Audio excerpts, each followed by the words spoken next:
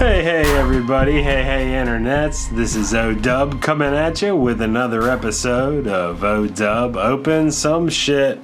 And tonight, I'm already drunk, so I think I'm going to get drunker, and then I'm going to open up something for you all.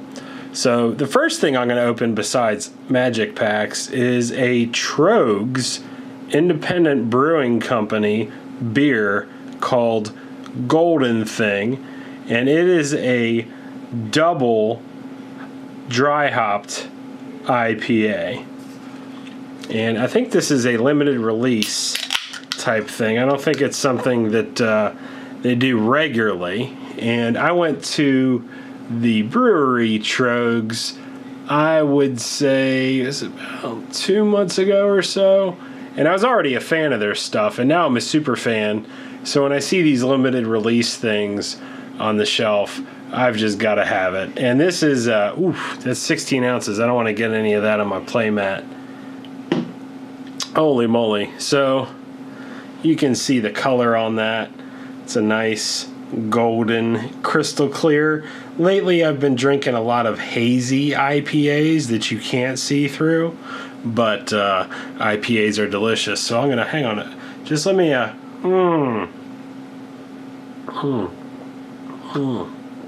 let me push that back a little bit. I don't want to get any of that head spilling out onto my stuff. Anyways, all right. I went to my LGS and I played in the Theros Beyond Death pre-release. I had a great time. It was a lot of fun. And I went 3 and 1. I went 3 and 1. So I won a few free packs that I'll be opening for you here in just a minute. But I wanted to show you the cards in my pre-release sealed deck that I thought really took it to the next level for me. In no particular order. This is just what I happen to be showing. Hang on a moment. I'm having some focus issues. All right. So this Nessian Wanderer, this was an awesome creature. I got it out on the battlefield a lot, and I have a lot of enchantments and a lot of enchantment creatures in my sealed deck. And every time I got this guy out, the next 2 turns, I'm casting some kind of enchantment, and I'm getting to dig 3 cards and put a land into play.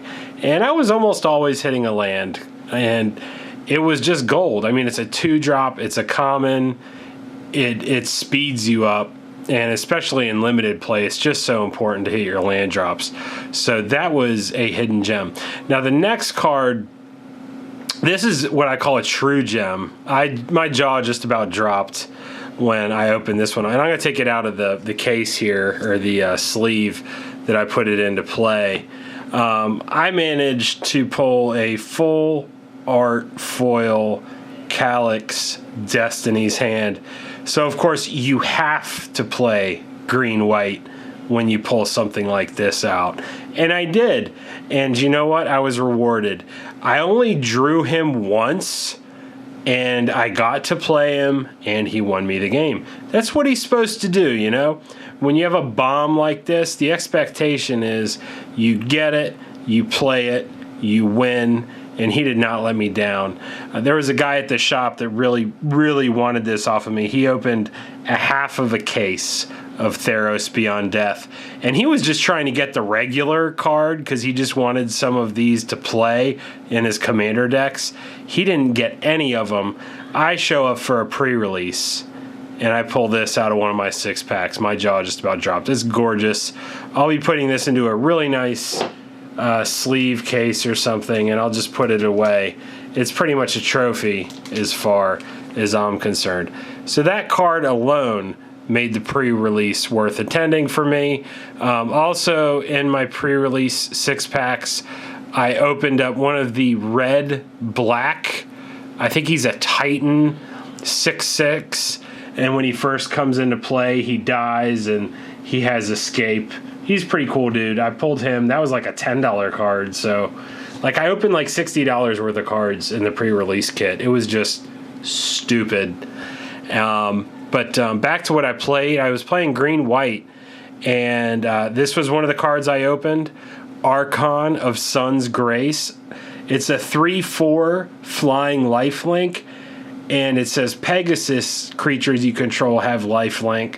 And then whenever an enchantment enters the battlefield under your control, create a 2/2 flying Pegasus. So I managed to get this one onto the board twice, I think.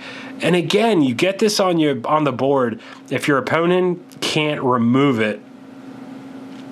Next turn, you're almost guaranteed to be getting a 2/2 flying lifelinker. And I did. I'd play this, and the next turn I'd have an enchantment or an enchantment creature, some kind of enchantment, and I get to play it, and boom, all of a sudden I've got a 2/2 flying lifelinker, and it just snowballs really quick. So that was a great rare to open in my sealed deck. This card was good. I mean, it wasn't like super fantastic, but it, you know, flying in limited is awesome. If you can have a creature with flying in limited, you've got a leg up on your opponent.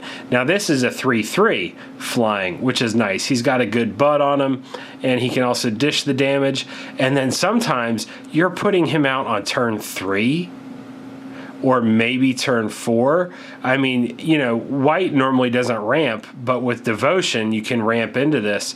So he did some really good work, and I drew him a few times. I think I only had one of them in my sealed deck, but he popped up a few times, and I was really appreciative. And then finally, this uncommon, not only did he do well for me, I faced a couple opponents that pulled this uncommon, and he is really good. I mean, so you drop him down, he's a 2/3, which I like. I don't like the small butts on my creatures. I like them to have a stronger toughness so that they can stand up in battle. So that I appreciate for 3 mana. You know, he does decent damage too. But it's this, I mean, the turn you cast him, at the beginning of combat, you can give another creature +1/+1. You know, granted, it has to be enchanted or an enchantment creature. But in this particular set, you know, sealed deck, you're going to have a lot of enchantments you want to play, and you're going to have a lot of enchantment creatures. So this guy put in a lot of work. So those were the heroes of my sealed deck that let me go 3-in-1, and that's what lets me bring you this 3-pack opening. I was really disappointed. I got 9th place out of 64, and the person who got 8th place got 9 packs. So I was 1 place away from opening 9 packs, but you know what? I've got 3, so we're gonna open what we can, and we're gonna enjoy the little things, folks. Because that's all you can do. I mean, life's pretty fucking shitty sometimes. But sometimes you go 3-in-1, you get to open some packs before they're released. So let's go ahead and do this. I hope you're all having a wonderful day, and I hope you enjoy this video. I certainly enjoy playing Magic. I like going to my LGS.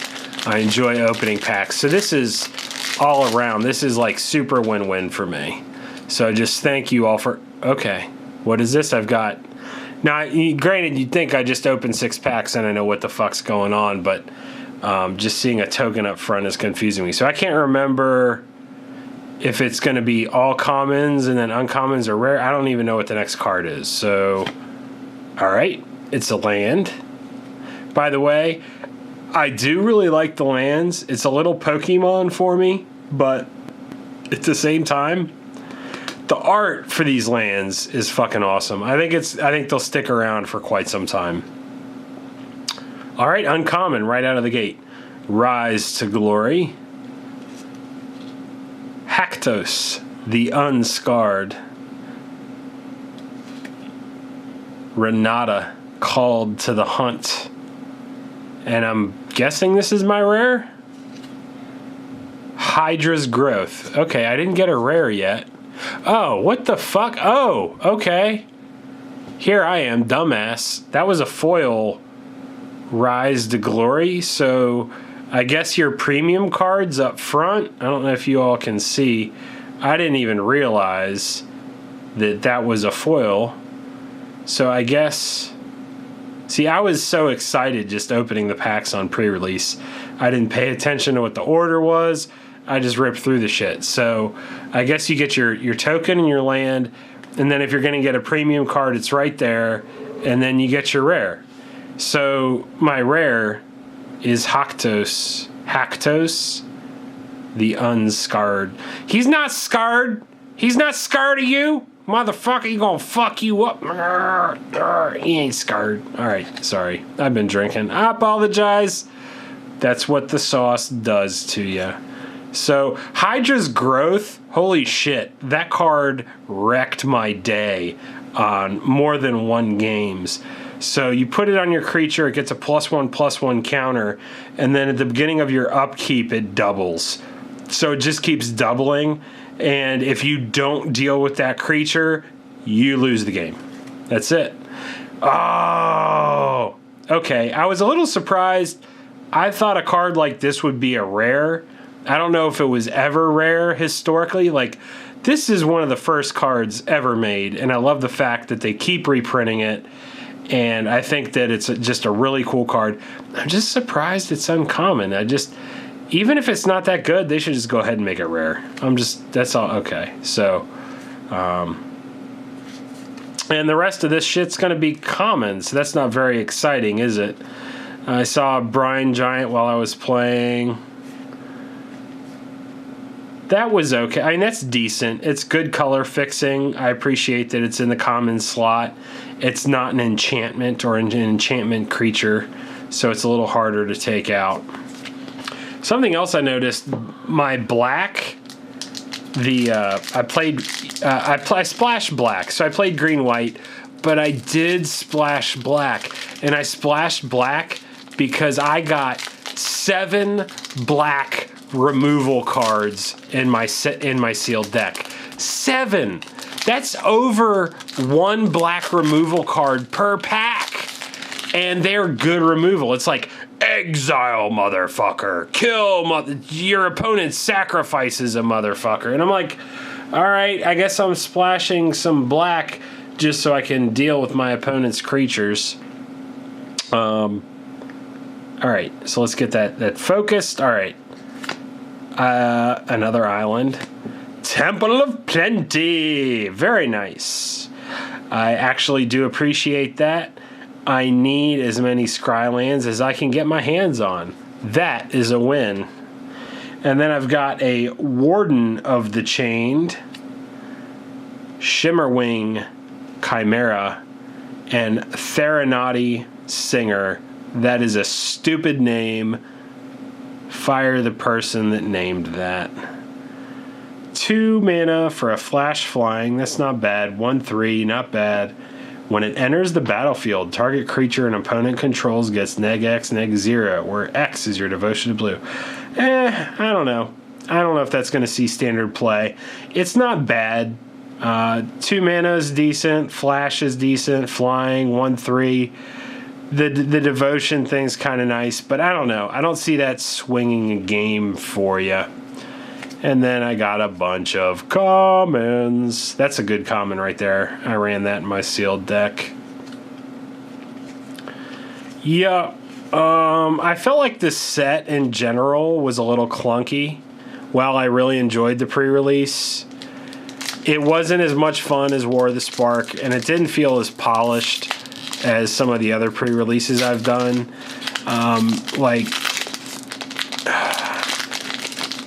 I don't know. It didn't flow well. I don't know how else to explain it.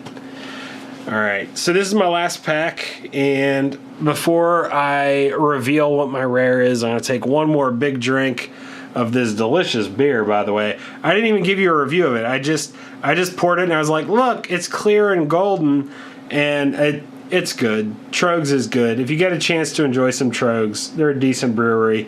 And do the brewery tour if you can. They have a banging cafe where you can eat some delicious food. So I'm just saying. Ooh.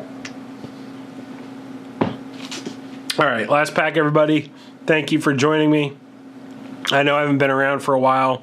Sometimes life gets busy, but I love Magic, and when I can do these things, I will. And without further ado, we get a swamp and the Akroan War. Step 1, gain control of target creature for as long as the Akroan War remains on the battlefield. Step 2, until your next turn, creatures your opponent controls attack each combat if able. Step 3, each tapped creature deals damage to itself equal to its power. That's not a very good hit there. Blood Aspirant, favored of Iroas. Okay, you know what? I'm a little pissed off. That they already reprinted this, okay? They just put this out in Ixalan. It's a badass fucking land. It's basically like, we don't want to reprint Wasteland. So they printed Field of Ruin. I think that's good. It's a little slower. It still gets the job done. It's a great fucking card. You don't have to reprint it already. All right? I'm just saying. I know it's uncommon, but, just fucking take a break. So that was my rare and my uncommons. This was my 3 packs of Theros Beyond Death. I enjoyed the pre-release. I went 3-1. I got 9th out of 64. And you know what? I encourage you all, if you like Magic, try to go to the pre-releases. They are the best events. The best events. I enjoy it more than the competitive play. The playing field's a lot more even. The atmosphere is exciting. People are getting their hands on the cards for the first time. Everyone's excited. Everyone's chattering. And the LGS, I don't know, it just feels like it's full of life. You should go. I'm going to shut the fuck up. Love you all. Have a good night. And I hope your pulls are better than mine. Peace.